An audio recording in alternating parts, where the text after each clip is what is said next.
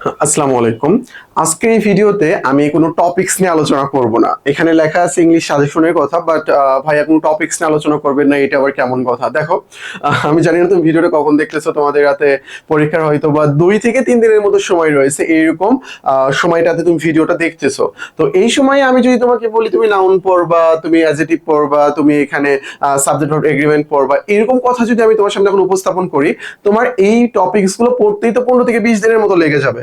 তো এত কথা বাদ, আমরা এই 2টা দিন এই সময়টাকে কিভাবে আমরা কাজে লাগাতে পারি, এই সময়টাকে আমরা এখানে কিভাবে কাজে লাগাতে পারি, এইটা আমাদের দেখতে হবে। আর ইংলিশ কোশ্চেন আসলে কি টাইপ হইতে পারে এখানে, এটা আমাদের জন্য জানা প্রয়োজন। তো চলো আমাদের যে বিষয়টা জানতে হবে এটা নিয়ে আমি একটু কথা বলি। প্রথমত, প্রিভিয়াস কোশ্চেন অর্থাৎ এমসিকিউ। এমসিকিউ ভাইয়া ন্যাশনাল শুধুমাত্র 1 এর এক্সাম হয়েছে, এটা তো আপনি জানেন তাই না? তাহলে আমি বিগত কোশ্চেন পাবো কই?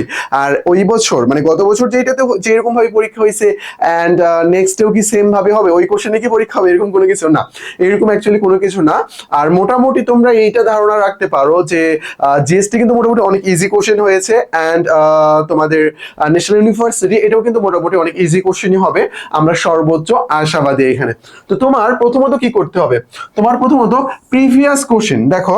ন্যাশনাল ইউনিভার্সিটির যে টিচার গুলো রয়েছে তারা যদি এখন কোশ্চেন করা শুরু করে, তারা কি করবে, তারা তাদের বিগত কোশ্চেন, ন্যাশনালে কিন্তু আগেও পরীক্ষা হইতো, সেই বিগত কোশ্চেন, তারপরে ঢাকা থেকে শুরু করে Dhaka university, Rajshahi university, Chittagong university, BCS question, এইখানে যে ধরনের এমসিকিউ হয়, ভাইয়া আপনি বলতেছেন আপনি মনে হয় কোশ্চেন করে আসেন এরকম, ভাই এই যে বিসিএস কোশ্চেন গুলো হচ্ছে এইগুলা পর্যন্ত কপি বিভিন্ন জায়গা থেকে হুবহু তুলে দেওয়া হয়। তুমি ব্যাপারটা বুঝতে পারছো? তুমি যদি ফেসবুক ইউজ করে থাকো তাহলে এগুলো সম্পর্কে জানবা। ইউপিএসসি কে ফলো করতেছে এখন বিপিএসসি, মানে বাজে একটা অবস্থা হয়ে গেছে। আর ইউনিভার্সিটির কোশ্চেন 60 থেকে 70% কোশ্চেন টাইপ কমন হবে, আর হুবহু কমন আমরা দেখতে পাই 40 থেকে 60% মতো।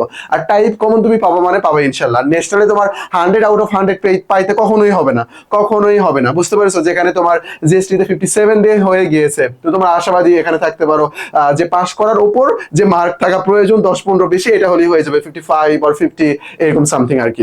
তো তোমার কি করতে হবে, প্রিভিয়াস কোশ্চেন। এখন আমি কোনো টপিকস নিয়ে কথা বলবো না, প্রিভিয়াস কোশ্চেন। এই ক্ষেত্রে তুমি বিসিএস, তারপরে ঢাবি, রাবি, চবি, এই যে ইউনিভার্সিটির কোশ্চেন গুলো রয়েছে, ভাইয়া তাহলে কি আমি একবার কোশ্চেন ব্যাংক পড়া শুরু করবো নতুন করে, এইরকম কোনো কিছু কি আপনি বলতেছেন? না, এরকমও কোনো কিছু বলতেছে না। তোমার কাছে কোচিং এর লেকচার শিট আছে না?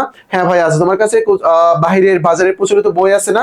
মাস্টার গ্রামার থাকতে পারে, অ্যাফিক্স থাকতে পারে, যেইটাই হোক না কেন, এই বইগুলো আছে না? হ্যাঁ ভাইয়া বইগুলো আছে। এই বইয়ের যে এমসিকিউ গুলো আছে, এমসিকিউ পারো বা না পারো, তুমি পারো বা না পারো, যাই হোক না কেন, প্রত্যেকটা এমসিকিউ তুমি একবার ব্যাখ্যা সহকারে দেখে যাবা, তোমার হাতে যে সময়টা আছে তুমি ইনশাল্লাহ এটা পারবা।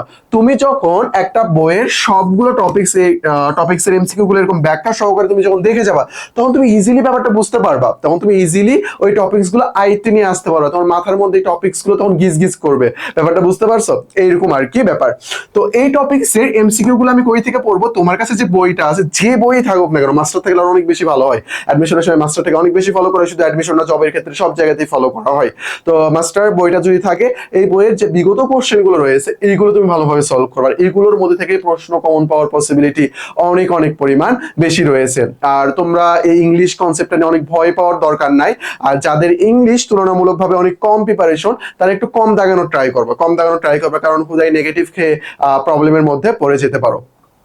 তো আশা করি বিষয়টা ক্লিয়ার এখানে, যে আমার এখন কি করতে হবে, আমার এখন বিগত কোশ্চেন বিসিএস, ঢাবি, রাবি, চবি আর ন্যাশনালের যে কোশ্চেন গুলো রয়েছে, এই কোশ্চেন গুলো তুমি যদি ভালোভাবে সবকিছু পড়তে পারো, সবকিছু কমপ্লিট করতে পারো, ইনশাল্লাহ ভালো কিছু হবে।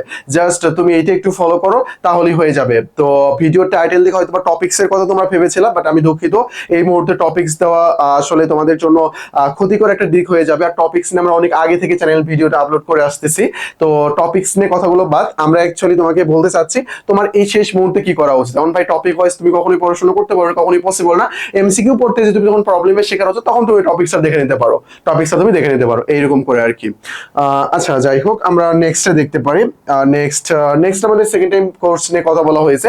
যারা এখন ফার্স্ট টাইম আর বিভিন্ন ইউনিভার্সিটিতে কোথাও চান্স হয় না, অথবা জিএসটি তে ভর্তি থেকে প্রিপারেশন নিতে চাচ্ছ বা ন্যাশনাল ভর্তি থেকে প্রিপারেশন নিতে চাচ্ছ, তোমরা আমাদের কোর্স দেখতে পারো, ডেসক্রিপশন বক্সে ডিটেইলস সবকিছু দেওয়া আছে।